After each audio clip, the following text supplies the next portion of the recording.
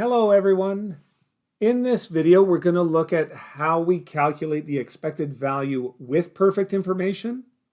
Slightly different than a previous video in which we learned to calculate the expected value without perfect information. And as I tried to stress to you in that video, we have to be really careful with these little acronyms and with the slight difference between that small word with and without. These are a much different calculation and are giving us different pieces of information. So please, if you did not watch the video for calculating EVwPI, please watch that. So here, let's take a look at how we do solve for EVwPI. Dealing with the exact same example that we were dealing with in the EVwPI video, we have the exact same payoff table in the same states of nature. Everything is identical. So we'll be able to see here what the slight difference between with perfect information that we're going to calculate now and without perfect information that we learned to calculate previously.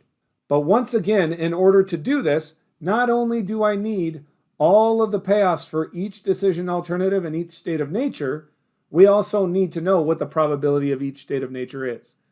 And I'm hoping it's fairly obvious by now, but we should know that the probability of state of nature 2 is 0.2 or 20%, because all states of nature always have to add up to a total of 100%. Now that we know that P of S2 is 0.2, what we do in order to calculate EVwPI is we look at each individual state of nature. If I knew it was going to be state of nature 1, what decision would I make? If I knew it was going to be state of nature 2, what decision would I make? And so on and so on if we had further states of nature, if we had 3, 4, 5 states of nature. Whether we have 2 states of nature like we do here, or we have 20 states of nature, the process would be identical. It's just the more states of nature we have, the more times we're going to have to repeat the process that we're going to do here in a second. Beginning with state of nature 1 and focusing on state of nature 1, and we knew we were going to definitely be in state of nature 1, which of these decision alternatives would we choose? Well, again, critical to know that we're dealing with profit. And because we're dealing with profit, we obviously want the highest profit possible. Here, the optimal decision would have been to go with decision alternative 3 with a $20 million profit. Similarly, if I knew it was going to be state of nature 2, what decision alternative would I choose? Well, because decision alternative 1 has the highest payoff of $7 million, that is what I would choose. And again, if I had S3, S4, S5, I would just repeat this process for all of those. But here with only 2 of them, that's all I need to do at this point. And now I calculate the expected value exactly like I did when I was calculating the expected value without perfect information.